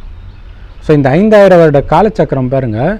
இந்த பிரம்மாவுடைய ஆத்மா இந்த உடலை விட்டுட்டு, பிரம்மாவுடைய உடலை விட்டுட்டு சொர்க்கத்தில் சத்தியுகம் வந்த பிறகு ஒரு உடலை எடுக்கும். அதாவது தாயின் கர்ப்பத்தில் பிரவேசமாகி எடுக்கும் அந்த ஸ்ரீகிருஷ்ணருடைய உடலை. எப்போ அந்த தாயின் கர்ப்பத்துக்குள்ளே அந்த ஆத்மா பிரவேசமாகுதோ அப்போ இந்த 5000 வருஷம் ஸ்டார்ட் ஆகுது. அப்போ பாருங்கள், அந்த ஆத்மா தான் நிர்ணயிக்குது இந்த உலகத்துடைய காலண்டரே. எவ்வளோ சூப்பர் இல்லையா? சரி, அப்போ பார்த்தீங்கன்னா அவர் தான் முதல் ராஜா, நாராயணன் ஆகிறார். அடுத்தது திரேதாயுகம் வருது, துவாபர யுகம் வருது. துவாபர யுகத்தில் முதல்ல பக்தியும் அதே கிருஷ்ணருடைய ஆத்மா தான் தொடங்கி வைக்குது. அப்போ என்னவா பிறப்பார் அப்படின்னா விக்ரமாதித்த மகாராஜாவாக பிறப்பார். ஸோ முதலாக சோமநாதர் ஆலயத்தை அவர் தான் கட்டுறார். அப்போ பாருங்கள், ஸ்ரீகிருஷ்ணர் தான் முதல் சிவன் கோயிலே கட்டியிருக்கிறார். இது தெரியாமல் கிருஷ்ண பக்தர்களுக்கு சிவன்னாலே பிடிக்காது. இது எவ்வளோ பெரிய கொடுமை இல்லையா? சரி, ஸோ அப்போ பார்த்தீங்கன்னா முதலாக காமத்தில் விழுறதும் அதே ஆத்மா தான். சொர்க்கத்தில் காமமே இருக்காது. துவாபரகத்தில் வரும்போது முதலாக காமத்தில் விழுறதும் அதே கிருஷ்ணருடைய ஆத்மா தான். அப்போ உலகத்துக்கு காமம், அப்போ அது விழுந்தோடனே உலகமே காமத்தில் விழ ஆரம்பிக்குது. ஸோ இப்போ அதாவது அவர் விழுந்த உடனே கிடையாது, அவர் விழுந்ததுக்கு அப்புறம் அப்படியே கொஞ்சம் கொஞ்சமாக எல்லாருக்குள்ளேயும் காமம் வருது, விழுது. இப்போ திடீர்னு இந்த காமம் தப்புன்னு ஏந்திரிக்கிறதும் முதல்ல ஏந்திரிக்கிறதும் அந்த பிரம்மாவுடைய ஆத்மா தான். அவர் ஏஞ்சோடனே எல்லோருக்கும் இந்த ஞானம் போகுது, சக்தி கொடுக்குறாரு, கொடுத்து எல்லாரையும் கொஞ்சம் கொஞ்சமாக எழுப்புறாரு. ஸோ அதை தான் நம்ம பண்ணிகிட்ருக்குறோம். ஸோ இதனால தான் கீதையில் பிரம்மாவின் பகல் பிரம்மாவின் இரவு அப்படின்னு இருக்கும். சத்யுகம் திரேதாயுகம் பிரம்மாவின் பகல், துவாபரயுக கலியுகம் பிரம்மாவின் இரவு. ஏன்னா சத்யுகத்தில் நான் ஆத்மான்ற உணர்வு இருக்கும், அதனால் காமத்தில் விழ மாட்டாங்க சத்யுக திரேதாயுகத்தில். துவாபரயுகத்தில் நான் ஆத்மான்றதை மறந்து உடல் நினைக்கும் பொழுது தான் காமத்தில் விழுந்தாங்க. நான் யாருன்றதே மறந்து, அதனால தான் அது இரவு. நம்மளே நம்ம மறக்கிறது, ஒரு உறக்க நிலை, ஆத்மா உறக்க நிலையில் இருக்கிறது. சத்யுக திரேதாயுகத்தில் ஆத்மா விழிப்புணர்வு நிலையில் இருக்கும். இதுதான் பிரம்மாவின் பகல் பிரம்மாவின் இரவு. ஸோ அந்த இஸ்கான் குரூப்புக்காரங்க கேட்கும்போது என்ன பிரம்மாவின் பகல் பிரம்மாவின் இரவுனா என்ன? அவர் வந்து தூங்கிட்டு இருப்பார், அவர் மூச்சிட்டு இருப்பார், சதுர்யுகங்கள் 1000 சதுர்யுகங்கள் தான் சரி. இதெல்லாம் ரைட். அந்த நேரம் என்ன நடக்கும்? எதுக்கு அந்த பேர்? ஏன் பிரம்மான்னு வச்சுருக்குறாங்க இல்லையா? அதுக்கு ஏதாவது இருக்குமா? நாங்கள் தான் இங்கே எல்லாமே சொல்கிறோமே, அப்புறம் என்ன இருக்கும் இல்லை? அப்படியே பிடிச்சிக்கிட்டோம். நான் சின்ன வயசுலேருந்து சாஸ்திரத்தை படித்ததுனாலே அது உண்மையாக இருக்கணுமா? அந்த ஒரு ஜோக் சொல்லுவாங்களே, நான் வந்து இந்தியாவுடைய தலைநகரம் தமிழ்நாடுன்னு போட்டுட்டேன், அதனால் முருகா எப்படியாச்சும் இந்தியாவுடைய தலைநகரமாக தமிழ்நாடை மாற்றிடு அப்படின்னு சொல்ல மாதிரி நாம் தப்பாக எழுதிட்டதுனால மாறிடுமா இல்லையா? ஸோ ஆனால் அது யாருடைய தப்புங்கிறது யாருக்குமே தெரியாது தான். இறைவன் சொல்லனா எங்களுக்கும் தெரியாது தான். ஸோ ஸோ அதை புரிஞ்சுக்கணும். சாஸ்திரங்களை உருவாக்குனது மனிதர்கள். நீங்கள் கேட்டிங்கன்னா சாஸ்திரங்கள்னாலே தான் அடிச்சிக்கிறாங்க இல்லையா? ஸோ இப்போவுமே பார்த்திங்கன்னா உலக அழிவுக்கே காரணமாக இருக்க போகிறது பார்த்திங்கன்னா இந்த சாஸ்திரங்கள் தான். ஸோ அதை நம்ம பார்க்குறோம். இப்போ கூட ஒருத்தர் நான் தற்கொலை பண்ணிட்டேன், இந்தியாவுக்கு அழிவு வருது, நான் சொர்க்கத்துக்கு போக போகிறேன், ஒரு நாட்டை அழிச்சா சொர்க்கத்துக்கு அழிச்சிட்டு போய்டா, கடவுள் என்ன அவ்வளோ கேனையா? ஏன்னா அப்படியே எழுதி வச்சுருக்கிறாங்க சாஸ்திரத்தில் இல்லையா? ஸோ சாஸ்திரங்கள் மனிதர்கள் உருவாக்கியது அத்தனையும் உங்களுக்கு துக்கத்தை தான் கொடுக்கும், டவுட்டே கிடையாது. எவ்வளோ சீக்கிரம் ஏஞ்சிக்கிறீங்களோ அந்த அளவுக்கு தப்பிச்சிடுவீங்க. ஏன்னா சொர்க்கத்துக்கு போகிறதுக்கு அழிக்கக்கூடாது, புது உலகத்தை படைக்கணும். அந்த காரியத்தில் இறைவனுக்கு உதவி பண்ணணும் இல்லையா? மற்றபடி பழைய உலகத்தை அழிக்கிறதும் நமக்காக தான். பட் ஆனால் அழிக்கிறவங்களுக்கு இப்போ ராக்கெட்டு கூட தான் அழிக்குது, ஏவுகணை அழிக்குது. அப்போ ஏவுகணையெல்லாம் சொர்க்கத்துக்கு வருமா? கிடையாது. அந்த மாதிரி ஒரு கருவி. ஏன்னா பழைய உலகம் அழிஞ்சால் தான் புது உலகம் வரும். ஸோ அதனால் சொர்க்கம் வருதுன்னு அர்த்தம். ஆனால் அதுக்கு கருவியாக இருக்கிறவங்க சொர்க்கத்துக்கு வர மாட்டாங்க. யாரோ அழிச்சிட்டு போகட்டும், ஆனால் நாம் இறைவனின் நினைவிலிருந்து இந்த செய்தி எல்லோருக்கும் கொடுக்கணும். ஸோ இப்போ பாருங்கள், அந்த பிரம்மா வச்சு சொன்னாலே அவருடைய அசைவு எல்லாருக்கிட்டேயும் வருது. அப்படியே இன்னொரு விஷயம் பாருங்கள், சொர்க்கத்தில் சிங்கம் பசுவும் ஒன்றா தண்ணி குடிக்கும். ஏன் பைபிள் குரான்லேயே அது இருக்கும். அப்படின்னா அர்த்தம் சிங்கத்துக்கு கூட இன்னொரு விலங்குக்கு துக்கம் கொடுக்கணுன்ற எண்ணம் வராது. பைபிளில் போட்டிருக்கிறோம், இறைவனுடைய அந்த பரலோக ராஜ்யத்தில் எந்த உயிரும் இன்னொரு உயிருக்கு துக்கம் கொடுக்காது. சிங்கம் புலி கூட புல்லை தான் சாப்பிடும் அப்படின்னு போட்டிருக்கும், தாவரத்தை தான் சாப்பிடும்ட்டு. ஆனால் இன்றைக்கி மனுஷன் எல்லாத்தையும் சாப்பிட்றான். கேட்டால் கடவுள் தான் சொன்னாராம். மனுஷனே எழுதி வச்சுக்கிட்டு அது ஒரு வெளிப்படுறதுனால வர்றது. ஆனால் மனித அறிவு தான் அதில் 90% இருக்கும். இறைவனோட ஞானம் ஸ்லைட்டாக வெளிப்பட்டிருக்கும். இறைவன் அன்பானவர் அந்த வார்த்தையை தவிர அத்தனையும் மனித வழியாக இருக்கும் பெரும்பான்மையான வேதத்தில். அப்போ பாருங்கள், இப்போ யோசித்து பார்க்கணும், கடவுள் அன்பானவர், அந்த உலகம் அன்பு நிறைந்த உலகம். அப்போ அவர் போய் கொலை பண்ண சொல்லுவாரா? விலங்கு அடித்து சாப்பிட சொல்லுவாரா? கடவுளை ஏற்றுக்கலைன்னா மற்ற மதத்தினரையே கொலை பண்ண சொல்லுவாரா? ஆனால் என்ன பண்ணுறது? இன்னொரு விஷயம் என்னென்னா, தூய்மையான உணவு சாப்பிடும்போது தான் புத்தியே வேலை செய்யும். அதுவும் இருக்குது. அசுத்தமான உணவு, பிணத்தை சாப்பிட்றது இல்லையா, மற்ற விலங்கு அடித்து சாப்பிட்றது பிணம் சாப்பிட்றது தானே. அப்போவே அந்த புத்தி மந்த நிலைக்கு போயிடும். இதெல்லாம் வேறு இருக்குது. ஸோ இந்த ஞானம் உங்களுக்கு புரிஞ்சிடுச்சுனாலே நீங்கள் பயங்கர அதிர்ஷ்டசாலி. ஏன்னா இது அவ்வளோ சீக்கிரம் யாருக்கும் புரியாது. உங்களுக்கு டவுட்னா இதை நீங்கள் மற்றவங்களுக்கு சொல்லி பாருங்கள், உங்களுக்கு தெரியும் நம்ம எவ்வளோ பெரிய அதிர்ஷ்டசாலி. இதில் நிறைய பேர் என்ன பண்ணிடுறாங்க, மற்றவங்க யாருமே ஏற்றுக்கலை, அதனால் எனக்கு என்னமோ தனிமையாக இருக்கிற மாதிரி இருக்குன்ட்டு நானும் போயிடுறேன்றாங்க. யாருக்கு நஷ்டம் இல்லையா? சரி, இப்போ ஸ்ரீகிருஷ்ணரை வச்சு சொன்னோம். இதே மாதிரி தான் முதல் 8 பேருமே. அந்த முதல் 8 பேருடைய குணங்கள் பார்த்திங்கன்னா திட்டத்திட்ட ஒரே மாதிரியே தான் இருக்கும். ஆனால் எக்ஸாக்டாக ஒன்றா இருக்காது, கொஞ்சம் வித்தியாசம் கண்டிப்பாக இருக்கும் எல்லாருக்கும். சரி, அப்போ பாருங்கள், இங்கே காய்கனிகள், பழ வகைகள், பால் பழம் இதை தான் சாப்பிடுவாங்க. சொர்க்கத்தில் அவ்வளோவா சாப்பிடவே மாட்டாங்க. ஏன்னா அவங்க எப்போவுமே ஆனந்தமாக இருப்பாங்க. அந்த ஆனந்தமாக இருக்கும்போதே பசி இருக்காது. நீங்கள் பார்க்கலாம், வியாபாரம் பண்ணுறாங்க, ஒரு திருவிழாவுக்கு கடை போடுறாங்க, நைட்டெல்லாம் கடை போடுறாங்கன்னா நல்லா வியாபாரம் ஆயிடுச்சுன்னா அவங்களுக்கு தூக்கமே வராது. வியாபாரமே இல்லை, ஓட்டிகிட்டு இருந்தால் தான் அப்படியே தூங்கி வழிவாங்க. ஸோ அப்போ என்னென்னா, அந்த காசு பார்க்கும்போது அந்த குஷி வருது பாருங்கள், அந்த குஷியில் தூக்கமே போயிடுது. சோறு தண்ணி இல்லாமல் இருப்பாங்க, பசியும் போயிடும். சொர்க்கத்தில் சதா ஆனந்தமாக இருப்பாங்க. ஆனால் அதுக்கு ஆனந்தத்துக்கு காரணம் எது அப்படின்னா, உடல் உணர்வு இல்லாமல் வெறும் ஆத்ம உணர்வில் இருந்தாலே அந்த குஷி இருக்கும். ஸோ அதை நீங்கள் ப்ராக்டிஸ் பண்ணும்போது தான் உங்களுக்கு தெரியும், நான் உடம்பு கிடையாது, ஆத்மா, நட்சத்திரம், நான் கண் வழியாக பார்க்குறேன், நான் பார்க்க சொல்கிறேன் கண் பார்க்குது, நான் பேச சொல்கிறேன் வாய் பேசுது. ஸோ ஆத்மானா கட்டளை பிறப்பிச்சுட்டே இருக்கேன், இது மட்டும்தான் என்னுடைய வேலை அப்படின்னு சொல்லி ப்ராக்டிஸ் பண்ணணும். சிவ பரமாத்மாவை செம்பொன் நிறமான உலகத்தில் நட்சத்திரம் மாதிரி நினச்சிக்கிட்டே இருக்கணும். நினைக்க தான் ஆத்மாவுக்கு அந்த சக்தி கிடைக்கும். சரி, அப்போ இவர் தூய்மையாக இருக்கும்போது உலகமே தூய்மையாக இருக்குது, இவர் தூய்மை இழக்கும்போது தான் உலகமே தூய்மை இருக்குது. உதாரணத்துக்கு அந்த கிருஷ்ணருடைய ஆத்மா எப்போ முதலாக காமத்தில் விழ ஆரம்பிக்குதோ அப்போ தான் விலங்குகளே காமத்தில் விழ ஆரம்பிக்கும். இன்றைக்கி நம்ம என்ன பண்ணுறோம், எவனாவது கற்பழிச்சிட்டான்னா மிருகத்தனமாக நடந்துக்கிட்டான், அந்த மிருகத்துக்கு வாய் இருந்தால் சொல்லலாம், அடப்பா உன்னால் தாண்டா நானே கேட்டு போனேன்ட்டு இல்லையா? மனிதர்களுடைய குணங்கள் தான் அதை பாதிக்குது. நீங்கள் நல்லா யோசித்து பார்த்தீங்கன்னா, ஒரு காலத்தில் நாங்கள் சின்ன வயசில் இருக்கும்போதெல்லாம் புரட்டாசி மாதம்னு நினைக்கிறேன். அந்த டைம் தான் நாய் வந்து இனவிருத்தியே பண்ணும், காமத்தில் ஈடுபடும். அந்த மாதம் ஃபுல்லாகவே எங்கே பார்த்தாலும் நாய் வந்து காமத்தில் ஈடுபட்டுகிட்டே இருக்கும். ஆனால் இன்றைக்கி நாய் வந்து வருஷம் ஃபுல்லாக எப்போ வேணாலும் காமத்தில் ஈடுபடுது. மனுஷனுடைய குணம் அப்படியே வருது நாய்க்கு.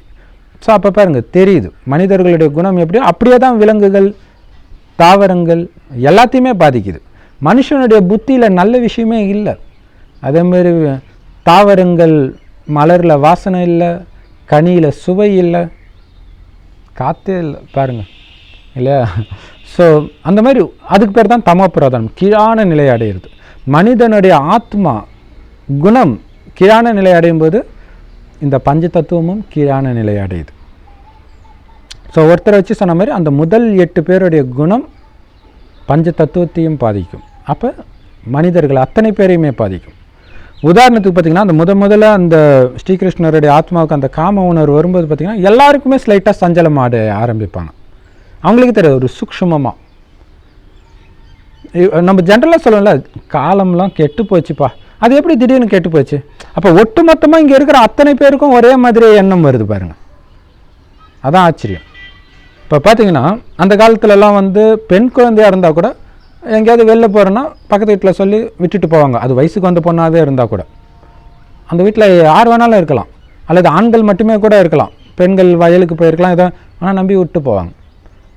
ஆனால் இன்றைக்கி சின்ன பொண்ணை கூட சொந்தக்காரங்களை நம்பி கூட விட மாட்டாங்க, சொந்தக்கார வீட்டில் கூட விட மாட்டுறாங்க, ஆக்சுவலாக ஆண் குழந்தைய கூட விட மாட்டுறாங்க.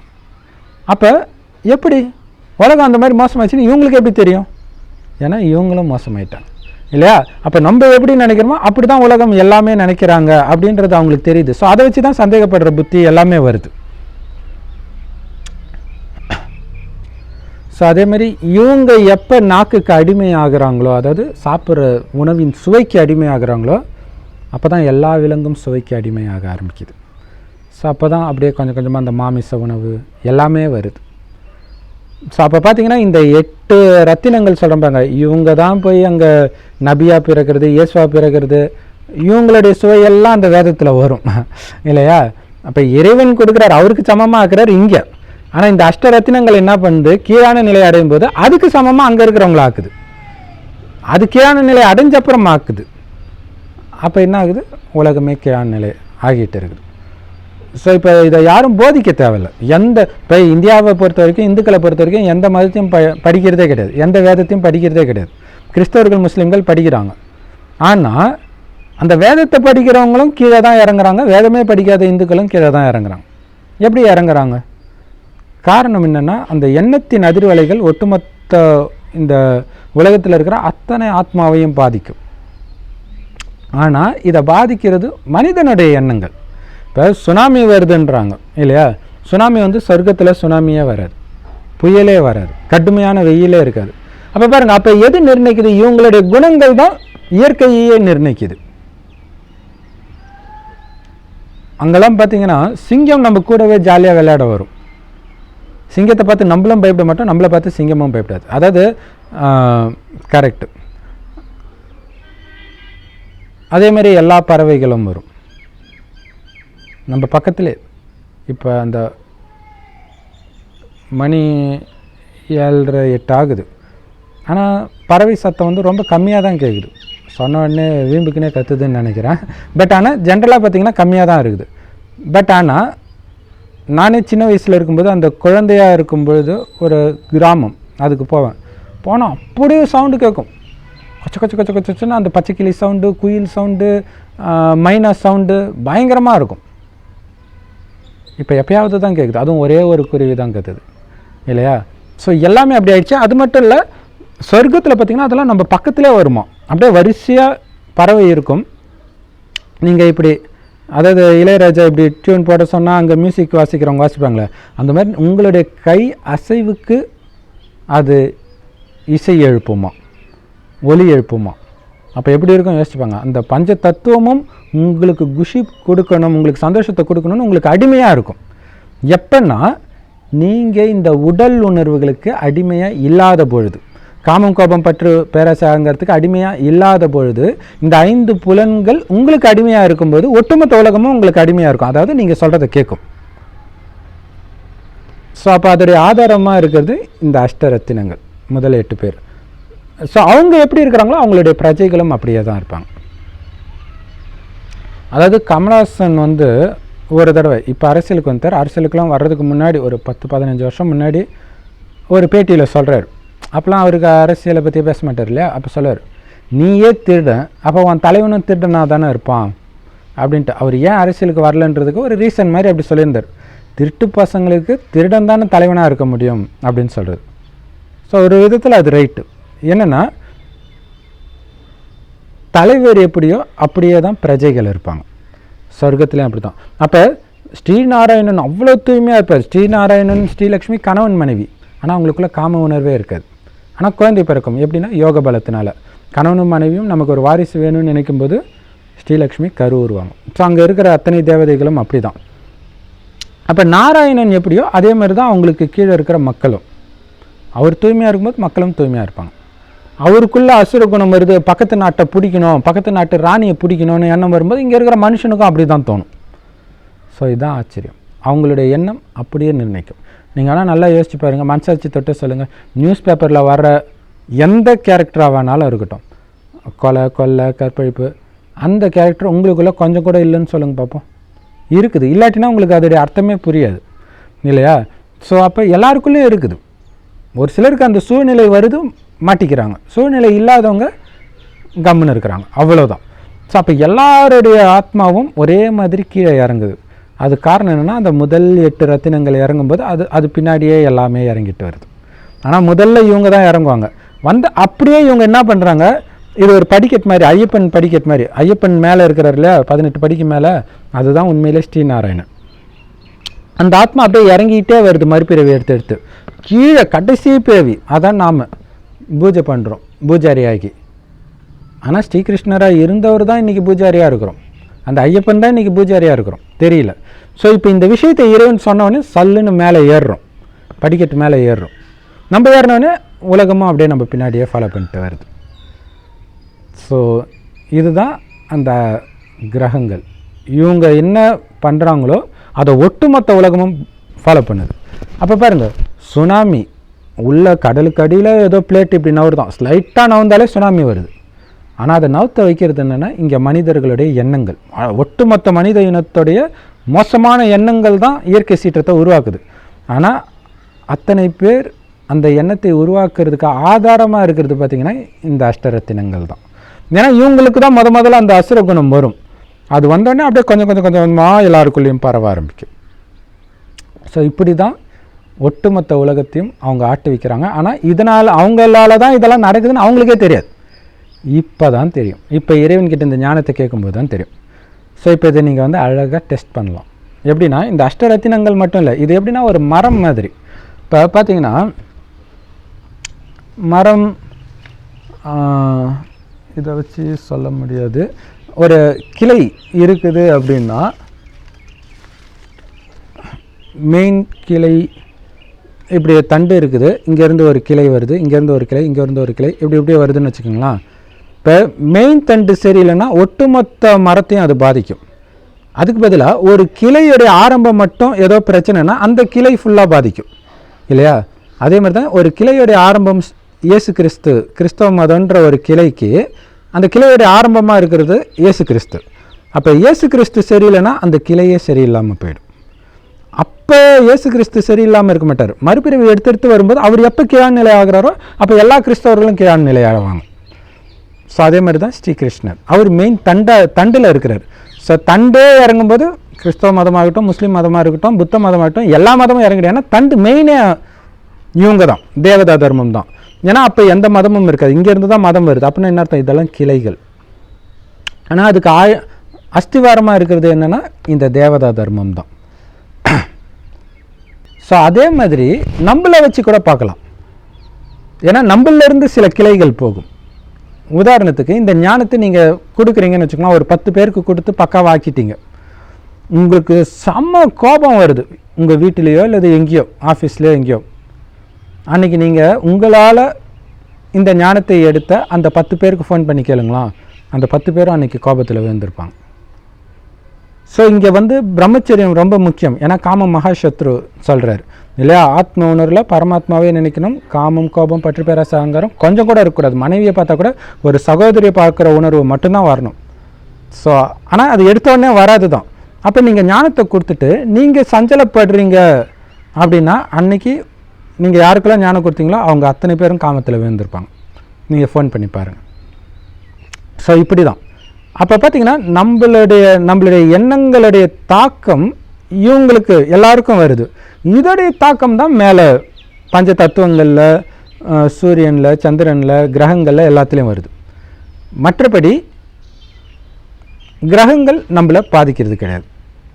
ஆனால் நம்மளை எது பாதிக்குதோ அது கிரகத்தையும் பாதிக்குது. அதனால் அதை ஒரு ரெஃபரன்ஸ் பாயிண்ட்டாக வச்சுக்கிறோம், அவ்வளோதான். அதனால் அது தப்பு கிடையாது, ரைட்டும் கிடையாது, அவ்வளோதான். சரி, இப்போ இதுக்கு பரிகாரம் என்ன பண்ணுறது அப்படின்னா, அந்த அஷ்டரத்தினமாக நீங்களே மாறிடுங்க. மாறினா தப்பிச்சிடுவீங்க. ஏன்னா யார் வேணாலும் மாறலாம். எந்த அளவுக்கு வெறித்தனமாக இறைவனை நினச்சிட்டு சுற்றி இருக்கிற எதையும் நினைக்காம இந்த உடலையே மறக்கிறீங்களோ, அதாவது நீங்கள் எல்லா வேலையும் செய்யலாம், சாப்பிடலாம், எல்லாமே பண்ணலாம். புத்தி மட்டும் சதா சிவனையே நினச்சிட்டு இருக்கணும். சதா சிவனேன்னு இருக்கிறேன்னுவாங்களே, அந்த மாதிரி சதா அந்த செம்பொன் நிறமான உலகத்தில் இறைவன் நட்சத்திரம் மாதிரி ஜொலிக்கிறது உங்கள் புத்தியில் தெரிஞ்சுக்கிட்டே இருக்கணும். எந்த அளவுக்கு உங்களுடைய புத்தி அதிலே மூழ்கி இருக்குதோ அந்த அளவுக்கு இந்த காமம், கோபம், பற்று, பேராசை, அகங்காரம் எல்லா உணர்வுகள்லேருந்தும் நீங்கள் வெளியே வந்துடுவீங்க. அப்போ என்ன ஆகுன்னா, நீங்கள் எந்த அளவுக்கு வேகமாக வரீங்களோ அதோடைய தாக்கம் உங்களை சுற்றி இருக்கிறவங்களும் வேகமாக மாற்றும். நீங்கள் எப்போவுமே ஆனந்தமாக இருப்பீங்க. முதல்ல உங்கள் குடும்பத்திலே எவ்வளோ துக்கமாக இருந்தாலும் அவங்க உடனே ஆனந்தமாகிறத நீங்கள் பார்ப்பீங்க. ஒருவேளை அவங்க அப்போவும் கஷ்டம் அனுபவிக்கிறாங்கன்னா, இந்த ஞானத்தை நீங்கள் எடுக்கவே இல்லைன்னா அவங்க பயங்கர கஷ்டத்தை அனுபவிப்பாங்க. ஸோ நீங்கள் எடுத்து பக்காவாக ஆனதுனால அவங்க அப்போவும் கஷ்டம் அனுபவிக்கிறாங்கன்னா பெரும்பாலும் தப்பிச்சிட்டாங்க. பட் இன்னும் கஷ்டம் அனுபவிக்கிறாங்கன்னா அந்த அளவுக்கு பாவம் அவங்களுக்கு இருக்குதுன்னு அர்த்தம். ஸோ இதுதான் உண்மையான பரிகாரம். ஸோ இறைவனை நிரந்தரமாக நினைவு பண்ணிக்கிட்டே இருங்க. இறைவன் சொல்கிறத மட்டும் கேட்டுக்கிட்டே இருங்க. ஏற்கனவே சொன்ன மாதிரி அது எல்லா ராஜயோக தியான நிலையங்களும் முற்றிலும் இலவசமாக பதிக்கப்படுது. யூடியூப்பில் பிகே சரவணகுமார் தமிழ் முரளி அப்படின்னு போட்டிங்கன்னா அந்த ஞானம் நீங்கள் டெய்லியும் கேட்கலாம். கேட்க அவ்வளோ ஆனந்தமாக இருக்கும். எந்த காரணத்தை கொண்டு அதை மிஸ் பண்ணாதீங்க. ஏன்னா இறைவன் மட்டும்தான் சரியான வழியை சொல்கிறார். ஒட்டுமொத்த உலகம், அது சினிமாவாக இருக்கட்டும், மதமாகட்டும், தலைவர்களாகட்டும், அத்தனை பேரும் தப்பான வழி தான் சொல்கிறாங்க. ஸோ அதை கேட்டிங்கன்னா துக்கம் தான் அடைவோம். ஸோ சுகம் அடையணும்னா இறைவன் சொல்கிறத கேட்கணும், இறைவன் சொல்கிறத மட்டும்தான் கேட்கணும். வேறு எதையுமே இந்த காதில் வாங்கி இந்த காதில் அனுப்பிச்சிடுங்க. எதையுமே உள்ளே வச்சுக்காதுங்க. இறைவன் சொல்கிறத மட்டும் கேளுங்க, இறைவன் நினைவில் மட்டும் இருங்க. எந்த கிரகத்துடைய தாக்கமும் உங்கள் மேலே வராது. உங்களுடைய தாக்கம் தான் அந்த கிரகத்துக்கே வரும். ஸோ அப்படி பண்ண முடியும். ஏன்னா ஒட்டுமொத்த உலகமும் சொர்க்கமாக போகுது, இப்படி தான் ஆக போகுது. ஸோ இறைவன் அப்போ பாருங்களா, 1000 கோடி ஆத்மாக்கள் உடைய பாதிப்பை வெறும் 16,000 ஆத்மாக்கள் மாற்ற போகுது இல்லையா? 1000 கோடி ஆத்மாக்கள் இந்த உலகத்தை அழிக்கிறதுக்கான கெட்ட குணங்களை வெளிப்படுத்துது. ஆனால் வெறும் 16,000 ஆத்மா மட்டும் இந்த உலகத்தை சொர்க்கமாக்கக்கூடிய நல்ல குணத்தை வெளிப்படுத்துது, நல்ல எண்ணங்களை வெளிப்படுத்துது, நல்ல வைப்ரேஷனை உருவாக்குது. அதன் மூலம் இந்த பூமி ஒரு பக்கம் சொர்க்கமாக ஆகும். இந்த 1000 கோடி ஆத்மாக்களுடைய கெட்ட குணங்கள் பழைய உலகத்தை அழிக்கவும் செய்யும். ரெண்டுமே நடக்கும், ரெண்டுமே தேவை தான். ஆனால் நம்மளையும் பாதுகாத்துக்கணும், இந்த உலகத்தையும் பாதுகாக்கணும். அப்படின்னா அதுக்கு ஒரே வழி இறைவனுடைய நினைவு. இது ஒன்று தான் எல்லாத்துக்கும் பரிகாரம். அது என்ன தோஷமாகனாலும் இருக்கட்டும், பித்ரு தோஷமாக இருக்கட்டும், செவ்வாய் தோஷமாகட்டும், மாங்கல்ய தோஷமாகட்டும், என்னென்னமோ தோஷம் சொல்கிறாங்களே, எல்லா தோஷமும் ஒரு செகண்டில் காணாமல் போயிடும். ஏன்னா உடலே நீங்கள் கிடையாது, உடல் இருக்கிறவங்களுக்கு தான் தோஷம். இறைவன் வந்த உடனே நான் செத்துட்டேன், நான் வெறும் ஆத்மா, எனக்கு உடலே கிடையாது, அப்புறம் எப்படி தோஷம் வரும்? உடல் இருந்தால் தான் தோஷம் வந்து பிடிக்கும் இல்லையா? நான் ஆத்மா, என் தந்தை பரமாத்மா, இந்த உலகத்தில் அவரை தவிர எனக்கு யாருமே கிடையாது. இறைவன் உலகம் அழியறதுக்குள்ளேயே எப்போ கூப்பிட்டாலும் நான் போகிறதுக்கு தயாராக இருக்கிறேன் அப்படின்ட்டு அந்த செம்பொன் நிறமான உலகத்தை மனசால் பார்த்துட்டே இருங்க. வரப்போகிற சத்தியுகத்தில் நான் தான் இந்த நாராயணன், அந்த எண்ணத்தை திரும்ப திரும்ப எழுப்பிக்கிட்டே இருங்க. ஏன்னா நான் தான் நாராயணனாக இருந்தேன். ஸோ அதை நினைக்க நினைக்க நினைக்க நினைக்க என்ன ஆகுன்னா, கலியுகத்தில் இந்த உடம்பு இருந்தாலும் உங்களுடைய புத்தி சத்தியுகத்தில் தான் இருக்கும். சத்தியுகத்திலே வாழ்வீங்க. சந்திரமுகி படத்தில் ஜோதிகா அப்படியே சந்திரமுகியாகவே இருப்பாள், அந்த மாதிரி ஆவீங்க. ஸோ அப்போ என்ன ஆகும்னா பயங்கர ஆனந்தமாக இருக்கும். அதில் சந்திரமுகி ஆனால் எல்லாருக்கும் துக்கம், இங்கே வந்து எல்லாருக்கும் ஆனந்தம். யோசிச்சு பாருங்கள், அதாவது சாதாரண உடம்பில் இருக்கிறீங்க, ஆனால் அந்த ஸ்ரீநாராயணன் பார்வையில் இருக்கிற அதே அன்பு உங்கள் கண்ணில் தெரிஞ்சால் பார்க்குறவங்களாம் கொடுத்து வச்சவங்க தானே இல்லையா? ஸோ இது ஒன்று தான் எல்லா தோஷத்துலேருந்தும் விடுபடுறதுக்கான வழி. ஸோ அந்த நவகிரகங்களில் நானும் ஒருத்தன் அப்படின்னு உறுதியாக நம்புங்க. ஏன்னா பேசுகிறது கடவுள் இல்லையா? ஸோ முதல் 8 நான் வரணும். இன்னும் கேட்டிங்கன்னா அந்த 8 மணி மாலை அல்லது 108 மணி மாலை இருக்குது பாருங்கள், அதை தான் வந்து உருட்டிகிட்டு இருக்கிறாங்க. எல்லா மதத்துக்காரங்களும் உருட்டுறாங்க ஜபமாலைன்ட்டு. ஏன்? இந்த உலகத்தையே சொர்க்கமாக்குற காரியத்தில் இறைவனுக்கு உதவி புரிஞ்சதுனால. இப்போ நம்ம எவ்வளோ பெரிய பாக்கியசாலி பாருங்கள். ஸோ நான் இவ்வளோ பெரிய பாக்கியசாலியான்ற விஷயம்லாம் இறைவனுடைய முரளியை தினம் தினம் கேட்கும்போது தான் நமக்கு தெரியும். ஸோ அதை அவசியம் ராஜயோக தியான நிலையங்களுக்கு போய் கேளுங்க. தமிழ் முரளி பிகே சரணகுமார் சர்ச் பண்ணி அதை பாருங்கள் யூடியூப்பில். ஓம் சாந்தி. தேங்க்ஸ் ஃபார் வாட்சிங். இதில் இன்னொரு விஷயம் என்னென்னா, சில தோஷங்கள் சொல்லுவாங்க இல்லையா? இந்த பொண்ணுக்கு இந்த பையன் செட் ஆக மாட்டான், இவர் வந்தால் இதாகிடும் அதாகிடும் அப்படிலாம் சொல்கிறாங்க இல்லையா? சரி, ஓகே, பொண்ணுக்கு பையன் செட் ஆகாமல் இருக்கலாம், ஆனால் நீங்கள் பையனே கிடையாது, பொண்ணே கிடையாது, ஆத்மா ஆகிட்டீங்க இல்லையா? ஸோ அதனால் உங்களை அது பாதிக்காது. அதுதான். ஸோ அவங்க வந்து ஒரு சில குணத்தை வெளிப்படுத்துகிறாங்க, ஆனால் நீங்கள் இறைவன் சொன்ன குணத்தை மட்டும்தான் நான் வெளிப்படுத்துவேன்ட்டு விடாப்பிடியாக இருக்கணும், ஸ்ட்ராங்காக இருக்கணும். ஸோ அதில் தான் இருக்குது, அலட்சியம் இல்லாமல் இருக்கணும். அப்போ உங்களுக்கு எதுவுமே ஆகாது. அப்படி மீறி ஏதாவது ஒரு தவறான துக்கம் கொடுக்கக்கூடிய விஷயம் இருந்தாலும் அது உங்களுக்கு சுகமாக மாறியே தீரும். ஸோ அது அந்த முரளியை கேட்கும்போது தான் உங்களுக்கு அதோடைய ஆழமான ரகசியம் புரியும். ஸோ அவசியம் கேளுங்க. ஓம் சாந்தி. தேங்க்ஸ் ஃபார் வாட்சிங். ஸோ இது அவசியம் தெரியப்படுத்துங்க. ஏன்னா நிறைய பேர் இந்த விஷயத்துக்காக நிறைய காசையும் நேரத்தையும் வீணாக்கி, இவ்வளவும் வீணாக்கியும் நிம்மதி கிடைக்காம தன்னுடைய வாழ்க்கையும் சுற்றி இருக்கிறவங்களையும் அவங்க நிம்மதியும் கெடுத்துட்டு இருக்கிறாங்க. ஸோ நிம்மதி இழந்து நம்ம எதுவும் பண்ண தேவையில்லை.